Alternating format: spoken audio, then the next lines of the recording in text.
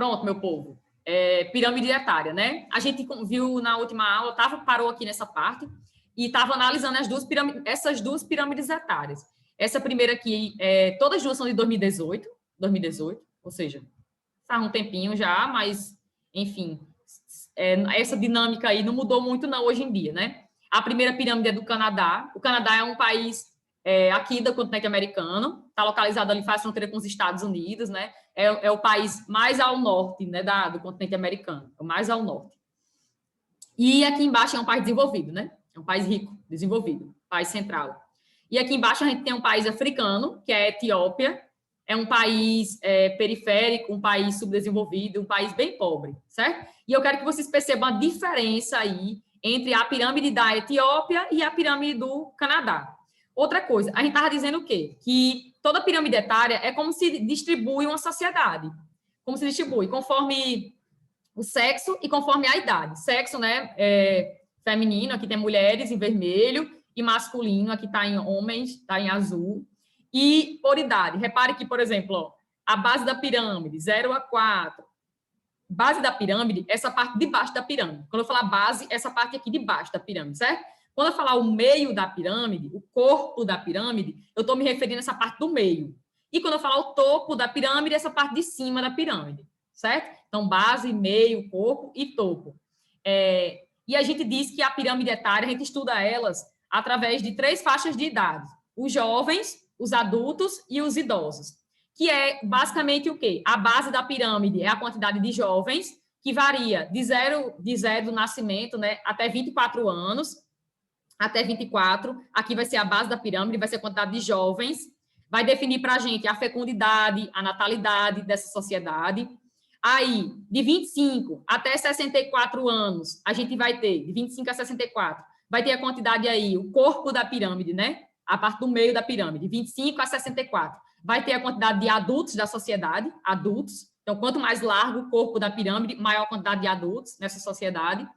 E de 65 em diante, vai ser a quantidade de pessoas idosas. Então, quanto mais largo, maior, consequentemente, a expectativa de vida, as condições médico-hospitalares, cuidado com saúde, quantidade de médicos por pessoas, infraestrutura de hospitais, né? Quanto melhor vai ser isso aí, tudo isso aí. Ok? Por isso que o topo vai estar mais largo, que indica maior quantidade de idosos. E aí, o que é que acontece? Na semana passada, eu tinha falado 2 regrinhas básicas quando você analisa uma pirâmide etária, né? A pirâmide etária dos países emergentes, dos países semiperiféricos, de países em desenvolvimento, são bem parecidas com pirâmides etárias tipo de países como o Canadá, que é um país desenvolvido. A pirâmide etária do Brasil é uma pirâmide parecida com essa primeira aqui, com a do Canadá, certo? Por quê? Porque o nosso país apresenta alguns indicadores, como natalidade, mortalidade, índice de idosos, expectativa de vida, um pouco semelhante com países ricos do globo. Então, não é muito diferente, não. Mas a pirâmide etária dos países mais pobres do globo, tipo essa daqui de baixo, a da Etiópia, país africano, elas são bem parecidas com essa daqui, né, da Etiópia em si, com a base bem larga, indicando que tem uma alta natalidade, uma enorme quantidade de nascimentos e uma fecundidade aí, consequentemente, uma fecundidade alta, né? Fecundidade é a quantidade média de filhos que uma mulher pode ter até o final de sua vida reprodutiva. Então, indica, quando você vê a base muito larga, que os nascimentos ali naquela sociedade são bem intensos. Então, natalidade alta e fecundidade da mulher também alta, né? O número de quantidade de filhos por mulher também alto. Aí aqui, ó, quando você vê o topo bem fininho, vai indicar o que para a gente? Vai indicar que a expectativa de vida aí nesse país é baixa, geralmente se vive pouco, porque poucas pessoas estão atingindo aqui a terceira idade, na fase dos idosos, de 65 anos em diante. Indica que as condições médico-hospitalares, higiênicas, o cuidado com a saúde, a infraestrutura dos hospitais não é boa, portanto, muitos aí não estão conseguindo chegar à terceira idade. E outra coisa, quando você vê essa base, a base da pirâmide tão larga, vai dizer para a gente, isso aqui é proporcional também à questão da educação. Lembra que eu estava dizendo para vocês que uma sociedade informatizada, uma sociedade que recebe muita informação, que estuda bastante, geralmente a tendência é que tenha menos filhos, assim como sociedades onde a mulher ela tem mais liberdades, né? Poder sobre si, sobre seu corpo, sobre liberdades políticas. Geralmente são sociedades que também a fecundidade da mulher ela é baixa. Não tem uma enorme quantidade de filhos. A base da pirâmide é mais estreitinha, certo? Então, por exemplo, aqui no livro de vocês tem duas ressalvas sobre pirâmide etária. A primeira está aqui desse lado, ó. De modo geral, quanto melhor as condições de vida em um país, quanto melhor a condição de vida em um país, saúde, educação, segurança, acesso a serviços essenciais para a nossa sobrevivência, com garantia de acesso, né, tanto a serviços de saúde e educação, menores serão as taxas de fecundidade na sociedade e natalidade, e maior vai ser a expectativa de vida da sociedade. Então, você vai ter o quê? Uma base da pirâmide estreita, tipo a do Canadá, e o topo mais larguinho, tipo a do Canadá também, né? E outra coisa, o acesso à informação, ou seja, a educação, uma sociedade, quanto mais informatizada for uma sociedade, quanto mais ela ter acesso à informação, menor também a quantidade de filhos. Falei isso também. Ajuda a disseminar o planejamento familiar, ou seja, os métodos contraceptivos que servem, de certa forma, para evitar a gravidez indesejada e por aí vai, né? Sociedades tipo o Canadá são sociedades bastante informatizadas, onde a educação tem excelentes níveis, enfim. E aí isso faz com que as mulheres tenham menos filhos, né? Faz com que casais façam planejamento familiar, né? Planejem a quantidade de filhos que vão ter ou não, enfim. Coisa que não acontece, né? Não acontece tanto aqui na Etiópia. Pode observar, olha a base, gigantesca, enorme, mais larga do que o seu corpo e do que eu tô, né? Indicando que não existe isso aí. Ou que é um número muito pequeno.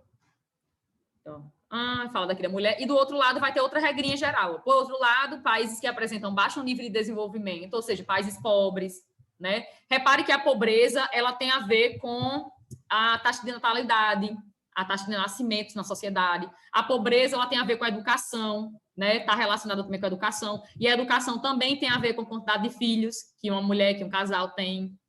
E tem a ver com as condições de saúde, né? Pobreza tem a ver com a saúde das pessoas também, porque geralmente pessoas pobres não têm acesso a uma saúde, a um sistema de saúde bom, né? Que consiga garantir ali a sobrevivência de todas as pessoas, um cuidado com doenças, enfim. Geralmente a expectativa de vida é o quê? É baixa em países que as condições de vida são precárias, certo? Pobreza, ela está relacionada com muitas coisas na nossa vida, muitas coisas, certo? E aqui está explicando bem direitinho, né? Então, é bem nítida a diferença das duas pirâmides etárias, a de um país rico, Canadá, com a de um país pobre, da Etiópia. Quanto mais estreita for a base da pirâmide, indica que a natalidade é alta ou baixa? Quanto mais estreita a base da pirâmide, de 0 a 25. A natalidade é baixa. Natalidade é baixa. Fecundidade também é baixa? Sim, né? É. Quanto mais largo o topo da pirâmide, mais largo o topo da pirâmide, maior ou menor a expectativa de vida? A maior. Maior, né? Quanto mais largo, maior quantidade de idosos, maior a expectativa de vida nesse país. Ou seja, quantidade aí de anos que eu posso chegar a viver. Ok.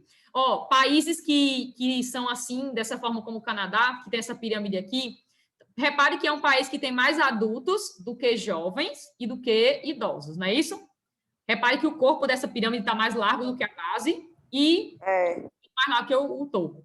Esses países aqui, a gente diz que são países maduros. Maduros. O que é um país maduro, professora? É um país que apresenta maior quantidade de adultos em detrimento de jovens e de idosos. Isso é um país maduro. Né? Esse país já passou por uma transição demográfica, daquele cenário de alto crescimento populacional para um crescimento populacional lento, cada vez mais lento. Então, é um país maduro. Toda pirâmide etária, geralmente a gente classifica ela como a pirâmide de um país maduro, ou seja, de um país mais adulto, que predomina aí a população adulta, ou um país jovem, tipo o quê? Tipo a Etiópia. Aqui é um país jovem. Essa é uma pirâmide etária de um país jovem. Por que um país jovem? Olha a base. Quanto mais larga a base da pirâmide, indica que a informação, o acesso à informação é bom? Sim. Quanto mais larga aqui, Não. A informação é bem disseminada nessa sociedade? Não. O planejamento familiar, os métodos contraceptivos são bem disseminados nessa sociedade? Não. Natalidade é alta, fecundidade também? Muito. Muito. Aqui indica que tem mais jovens do que adultos e do que idosos, não é isso? O topo da pirâmide está me dizendo o quê? Está me dizendo que a expectativa Eu tenho baixa expectativa de vida. Baixa expectativa de vida. Está me dizendo que as condições de saúde são boas? Não. Bem precárias as condições de vida nesse país. Olha aqui como é bem fininho, certo? Outra coisa que vocês vão estudar em geografia é que, e eu não sei se vocês repararam, as mulheres vivem, em média, 4 a 7 anos mais do que os homens. Isso não é só no Brasil, não, é no mundo inteiro. A expectativa de vida das mulheres, né, geralmente é maior do que a dos homens, certo? Média top. A gente vive mais do que os homens. Mas tem uma razão para isso, tem algumas razões que explicam isso. Não é porque a gente é melhor do que os homens, não. É porque, na verdade, as mulheres elas têm um histórico de cuidar mais da saúde do que os homens. E elas se envolvem menos em casos de violência, em assassinatos, em crimes, né, que geralmente acarretam um perigo à vida. Mulheres vão mais ao médico, né, lidam mais com a saúde de forma preventiva.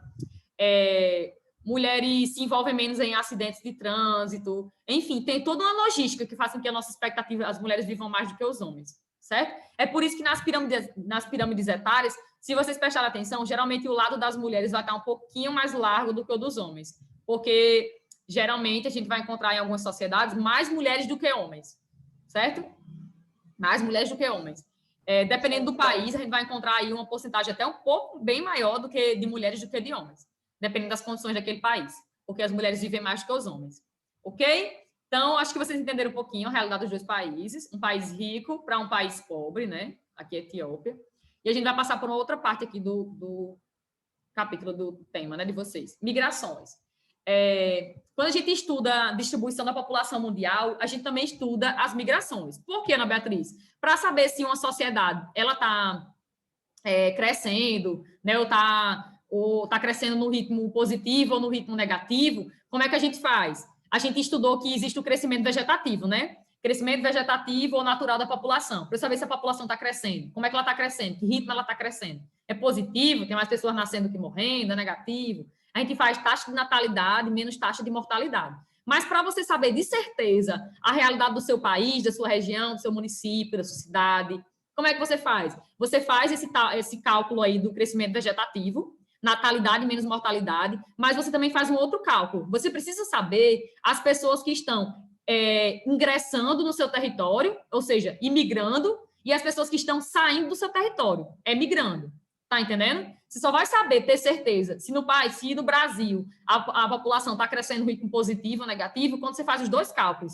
Tanto o cálculo do crescimento vegetativo, natalidade menos mortalidade, quanto você tem que fazer o cálculo dos imigrantes menos emigrantes. Imigrar é o ato de você entrar. E com ezinho de escola é o ato de sair. Lembrem disso. Imigrar, entrar, emigrar, sair. Pois bem, você só tem certeza se você fizer os dois cálculos. É claro que, por exemplo, professora, eu estou querendo saber se a população do mundo está aumentando, está diminuindo. Só eu tenho como fazer esses dois cálculos? Não, porque não existe migração de um planeta para outro. Pelo menos ainda não. A gente não vai fazer um cálculo aí entendeu? De emigrantes do planeta Terra para os outros planetas. E dos outros planetas para o nosso planetinha. Então, faz isso. Com a população mundial, a gente só faz crescimento vegetativo, né? Natalidade menos mortalidade. Mas, se eu fosse estudar a realidade de Caicó, a realidade do bairro Boa Passagem, a realidade do Brasil, enfim, de qualquer região, ou do Brasil, ou de outros países, a gente ia fazer tanto o crescimento vegetativo, cálculo do crescimento vegetativo, quanto o cálculo também dos imigrantes, menos emigrantes. Ok? Imigrante entrando, emigrante saindo. Eu preciso saber a quantidade de pessoas que estão entrando no meu país e a quantidade de pessoas que estão saindo. Aí eu vou saber. Eita, está crescendo, não está crescendo, está positivo, isso aqui está negativo. E agora? O que a gente tem que fazer? Então, olha, as migrações, quando a gente estuda elas, vocês até me disseram isso ano passado, vocês viram com a professora Iusca, né? Com Iusca. Vocês estudaram migrações internas. Alguém citou até migração interregional para mim. Foi eu. Foi? Pronto. Então, existem esses... Mulher, fui eu. Coitada. Ei, Emily, fui eu, viu? Coitada. Ai, meu Deus. Existem aí as migrações, ó. Essas movimentações de entrada, elas podem ser internacionais ou internas. Quando a gente fala de imigrante e emigrante, a gente tanto fala em relação de um país para outro país, internacional, que é uma migração internacional. A Emily vai morar ano que vem na Ucrânia. Então, ela vai fazer uma migração aí internacional, de um país para o outro. Mas se ela vai sair só de Caicó para, sei lá, Fortaleza, no Ceará, ela está fazendo uma migração interna, certo? Migração interna, porque é dentro de um território. De um país, óbvio. Pronto. Já falei isso aqui, muito bonito. A diversidade da sua população. Eu falei para vocês que uma das características da população mundial é ela se distribuir de forma igualitária no território. Tem continente que é mais povoado do que outro, por exemplo. Tem regiões que são mais povoadas do que outras. Outras são vazios demográficos. A população mundial se distribui de forma desigual. Eu falei, é uma das características da população do mundo.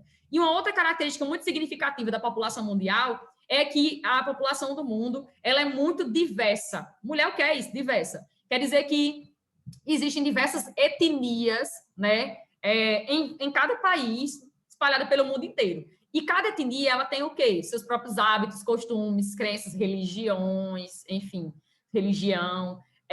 Cada etnia tem a sua língua, seu idioma, né, seu modo de falar, enfim, expressões, modos de viver. E, né, no nosso mundo, no nosso planetinha, existem diversas etnias. Nós vivemos num mundo muito diverso. Tem países que são mais diversificados do que outros, culturalmente, né? Por quê? Porque aquele país geralmente foi formado ali pela mistura de vários povos. Tipo... Ana Beatriz, eu acho que o Brasil é um dos que tem mais diversificação, né, não? Com certeza, certíssima. Nosso país é um país muito diverso, né? Tem muitas etnias aqui. Tanto etnias indígenas, quanto pessoas de origem europeia, asiática, Sim. africana, né, de várias partes aí do mundo inteiro. Com certeza, nós somos um país muito diverso. Se fosse analisar a realidade do Brasil, a gente ia identificar isso. E como a gente está falando do mundo, né? Então, o mundo também em si é um mundo muito diverso. Então, é isso que está dizendo aqui, ó.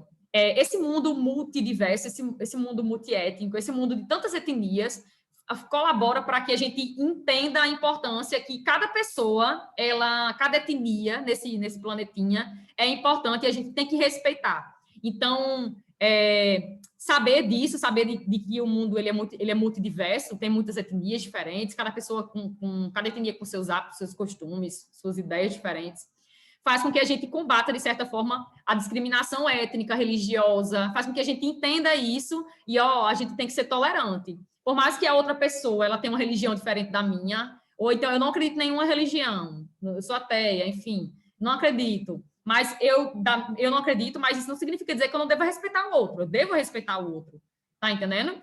O fato de que a gente tem que saber que o mundo tem diversas etnias e que cada etnia dessa, cada pessoa pode ter ali hábitos diferentes dos meus, faz com que, de certa forma, eu tenho que compreender que cada pessoa é importante, cada etnia é importante, no conjunto do todo, do nosso planetinha. Então, isso reforça a importância de ações que combatam discriminação, seja cultural, étnica ou de qualquer natureza. Uma vez que a diversidade é uma característica constitutiva da nossa sociedade, do mundo, né? Uma das características da nossa sociedade é essa diversidade, e a gente tem que aceitar,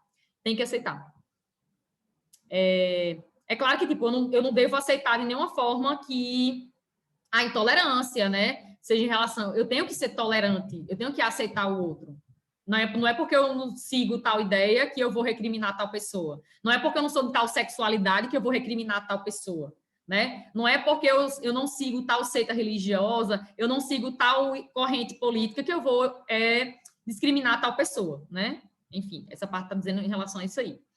Aqui fala da religião, as religiões são muito importantes, fala das religiões, das etnias, né? Fala da língua, do idioma. Tanto religiões, quanto etnias, quanto idiomas constituem aí, né, um pouco do que nós temos. Né? Cada pessoa geralmente está ligada a alguma religião, cada pessoa pertence a uma etnia, cada pessoa tem um idioma, enfim. As religiões são muito importantes culturalmente, são muito importantes também do ponto de vista político. Muitos conflitos acontecem no mundo por causa de religião. Muitas vezes por causa da intolerância religiosa. Oi. Menos de um minuto. Menos de um minuto já. Vai acabar, infelizmente. Então, muitos conflitos acontecem no mundo por causa disso, né? Por causa da intolerância em relação ao outro, porque o outro é diferente e eu não aceito. Ele tem que ser do jeito que eu quero que ele seja. E não é assim. A gente não pode ser assim, né? A gente tem que ser aberto ao todo. Aí aqui fala das etnias, né? A etnia vai muito além da cor da pele. O povo pensa, etnia tal pessoa é branca por causa da cor da pele dele. Não, não é isso. A etnia não tem a ver somente com a sua fisionomia, com o aspecto físico do seu corpo. Tem a ver também com toda a carga cultural que você tem. dos seus antepassados, tem a ver com a sua história, com a história do povo, tem a ver com hábitos, com modos de vida, com crenças. Etnia vai além da cor da minha pele, não é só cor de pele, certo? Idioma, né? Cada etnia